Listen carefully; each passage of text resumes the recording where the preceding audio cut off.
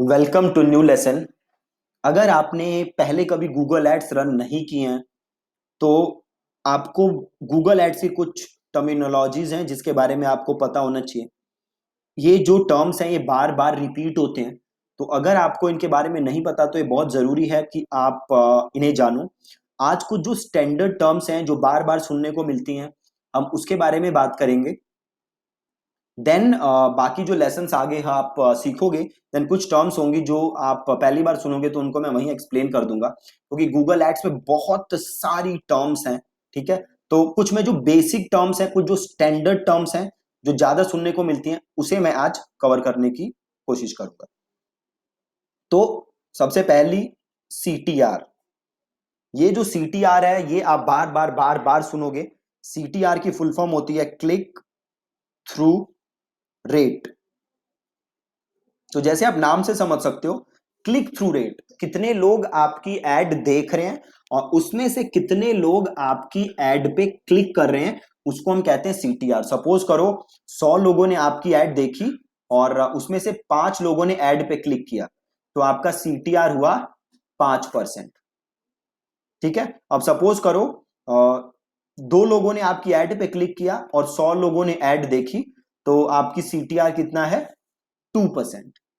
ठीक है, तो ये सीटीआर जो है वो गूगल एड्स में बहुत ज्यादा मैटर करता है। क्यों करता है? कि सपोज करो अगर आप भी 100 रुपए खर्च कर रहे हो, आपका कॉम्पिटिटर भी 100 रुपए खर्च कर रहा है, बट आपके कॉम्पिटिटर का सीटीआर ज्यादा है और आपका सीटीआर कम है। ठीक है, तो क्या फायदा होगा आपके कॉम्पिटिटर को? कि आपका कॉम्पिटिटर का जो खर्चा है वो बेसिकली कम हो जाएगा। ठीक है, ये फर्क होता है सीटीआर से।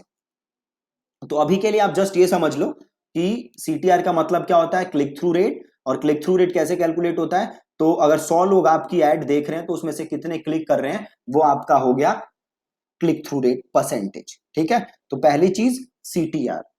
दूसरी लिंगो जो आप बार बार बार बार सुनोगे वो है सीपीएम।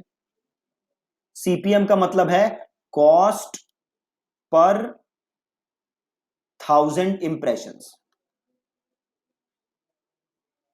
ठीक है, अगर आपकी एड के 100 इंप्रेशन हो रहे हैं, मतलब अगर आपकी एड 100 बार दिख रही है, तो उसके कितने पैसे आप गूगल को दे रहे हो या उसके कितने पैसे गूगल चार्ज कर रहा है, तो उसको हम कहते हैं सीपीएम। और यहीं से एक और चीज आई, इंप्रेशन। ठीक है, इंप्रेशन का मतलब होता है आपकी एड कितनी बार दिखी। आपकी एड कितनी बार दिखी उसे हम कहते हैं इंप्रेशन। तो सपोज करो फ्लिपकार्ट ने ऐड चलाई और वो ऐड दिखी मुझे और आपको, 2 लोगों को दिखी, तो इसे हम कहते हैं रीच। कितने लोगों को ऐड दिखी उसे हम कहते हैं रीच। और सपोज करो मुझे 5 बार दिखी और आपको 6 बार दिखी, मतलब टोटल कितनी बार दिखी? 11। तो इंप्रेशन क्या हो गया? 11। ठीक है, तो ये 3 चीजें हमने देख ली। पहला सीटीआर, क्लिक थ्रू रेट, कितने लोग देख रहे हैं, कितने क्लिक कर रहे हैं। देन हमने देखा सीपीएम, सीपीएम इज कॉस्ट पर 1000 इंप्रेशन, 1000 लोगों को ऐड दिखाने का कितना खर्चा आ रहा है। देन हमने देखा इंप्रेशन क्या होता है, कितनी बार ऐड दिख रही है, दैट इज इंप्रेशन। देन हमने देखा रीच, रीच इज कितने लोगों को ऐड दिख रही है, उसको हम कहते हैं रीच। देन एक और चीज आप देखोगे और वो है कॉस्ट, सीपीएल।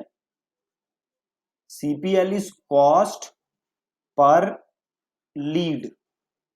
ठीक है, जैसे नाम से आप समझ सकते हो, आप जो लीड जनरेट कर रहे हो तो हर लीड आपको कितना खर्चा पड़ रहा है उसको हम कहते हैं CPL, that is cost per lead.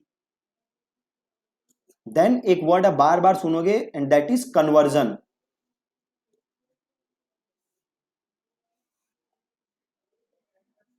Conversion, अब कन्वर्जन क्या होता है? कन्वर्जन की कोई स्टैंडर्ड डेफिनेशन नहीं है। कन्वर्जन का मतलब होता है कोई भी इंपॉर्टेंट इवेंट या एक्शन। ठीक है, अब इसे ध्यान से समझो। सपोज करो आपकी वेबसाइट है और आपकी वेबसाइट पे आके कोई क्या बना? लीड। तो क्या ये एक इंपॉर्टेंट एक्टिविटी हो रही है? हो रही है, तो इसको हम कह सकते हैं कन्वर्जन। अब सपोज करो आपकी वेबसाइट पे आके किसी ने प्रोडक्ट खरीदा, मतलब परचेज, तो इसे हम क्या कह सकते हैं, अगेन कन्वर्जन। अब सपोज करो आपकी वेबसाइट पे एक बहुत ही जरूरी पेज है, बहुत ही कोई जरूरी पेज है, किसी ने इस पेज को देखा, तो इसे भी हम कह सकते हैं कन्वर्जन। ठीक है, अब कन्वर्जन जो है इसकी स्टैंडर्ड डेफिनेशन नहीं है, आपके लिए क्या कन्वर्जन है ये आप गूगल को बताते हो। गूगल ने कोई डेफिनेशन सेट नहीं कर रखी। फॉर एग्जाम्पल सपोज करो आपकी वेबसाइट का कोई बहुत इंपॉर्टेंट पेज है, वो मैंने देखा, तो ये आपके लिए कन्वर्जन है। बट हो सकता है मेरी वेबसाइट पे एक पेज हो, सिमिलर पेज हो, बट मैं उसे कन्वर्जन ना मानूं, मेरे लिए वो एक्शन मैटर ना करता हो। ठीक है, तो कन्वर्जन की डेफिनेशन हम तय करते हैं। स्टैंडर्ड केसेस में आप देखोगे कि कन्वर्जन लोग रेफर करते हैं जब कोई लीड जनरेट करे या जब कोई सेल हो, तो उसे लोग कहते हैं कन्वर्जन। ठीक है,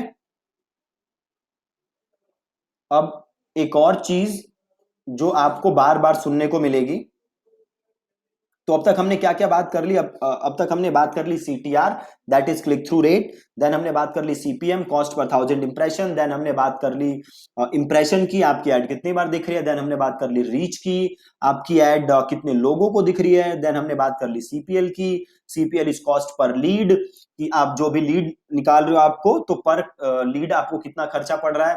देन हमने बात की कि कन्वर्जन क्या होता है। देन एक चीज आपको मिलेगी सुनने को, वो है सीपीए।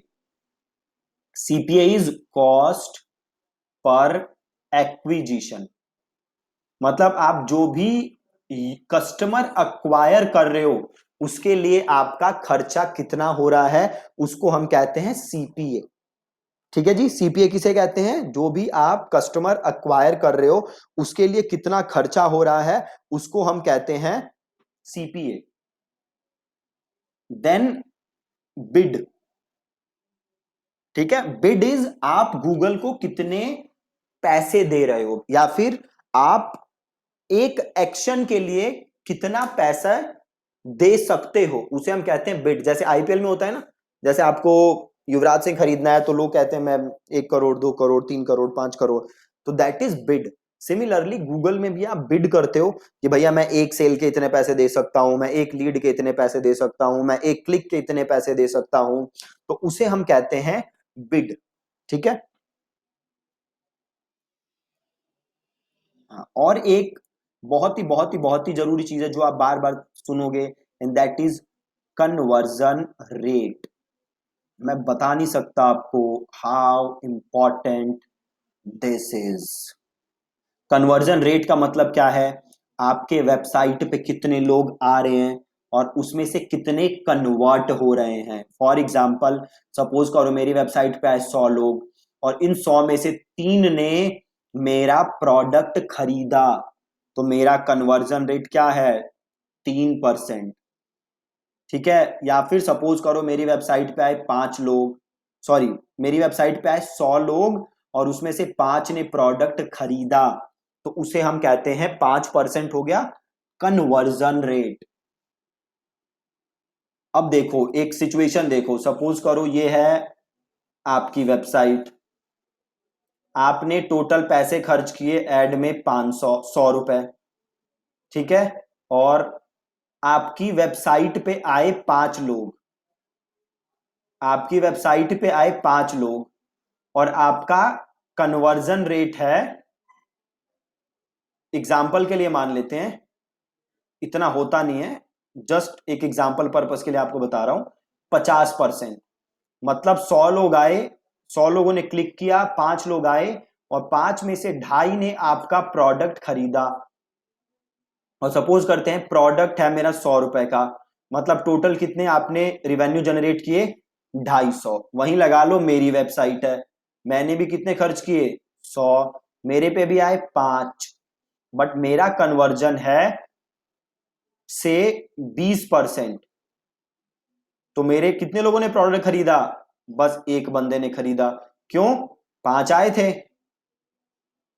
खर्च कितने किए थे मैंने, 100 रुपए, 5 लोग मेरी वेबसाइट पे आए, 20% कन्वर्जन रेट, मतलब एक बंदे ने खरीदा, कितने का है एक प्रोडक्ट, 100, मतलब मैंने कितना रिवेन्यू जनरेट किया, 100, आपने कितना किया, 250, खर्च कितने किए, आपने भी 100, मैंने भी 100, बट आपने तो 250 कमा लिया और मैंने तो 100 कमाया। ऐसा क्यों? क्योंकि हमारे कन्वर्जन रेट, आपका कन्वर्जन रेट है 50 और मेरा है 20। मतलब अगर आप कन्वर्जन रेट को इंप्रूव कर लो तो आप अपनी एड की परफॉर्मेंस को एक्सपोनेंशियली इंप्रूव कर सकते हो।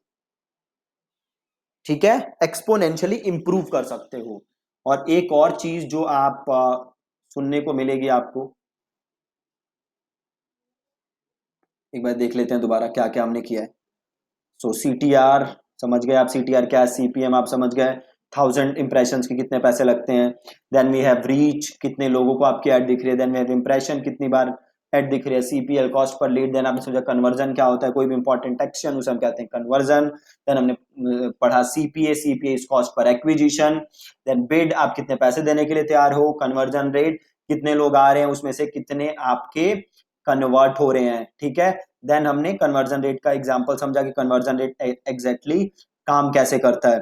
ठीक है, इसके अलावा आपका गूगल में और स्टैंडर्ड टर्म कौन से होंगे जो बार बार यूज होते हैं, तो यही बेसिक टर्म्स हैं जो आपको बार बार गूगल में सुनने को मिलेंगे।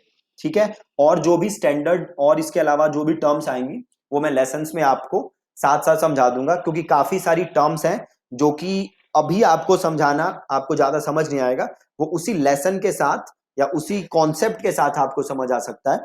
बट ये कुछ स्टैंडर्ड टर्म्स हैं जो कि गूगल में फ्रीक्वेंटली यूज होती रहती है। ठीक है जी, so thank you so much for watching this lesson. कल के लेसन में हम और आगे बढ़ेंगे गूगल एड्स में। और अभी आई एम श्योर कि आप लोग में से ज्यादातर ने मेरा फेसबुक एड्स का कोर्स भी लिया हुआ है, तो आपको पता है कि हम एकदम स्क्रैच से स्टार्ट करते हैं। सो हो सकता है कि आप में से ज्यादातर लोगों को ये चीजें पता होंगी, बट काफी सारे आप में से लोग होंगे जिन्हें ये सब चीजें नहीं पता होंगी।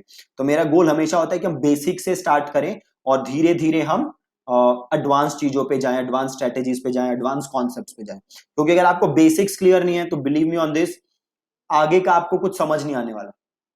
राइट, अब लोगों को भ्रम क्या है कि भैया एडवांस चीजों से ही सब कुछ हो जाता है। फैक्ट इज, अगर आपकी बेसिक चीजों पे पकड़ नहीं है देन एडवांस चीजों का कोई फायदा नहीं है।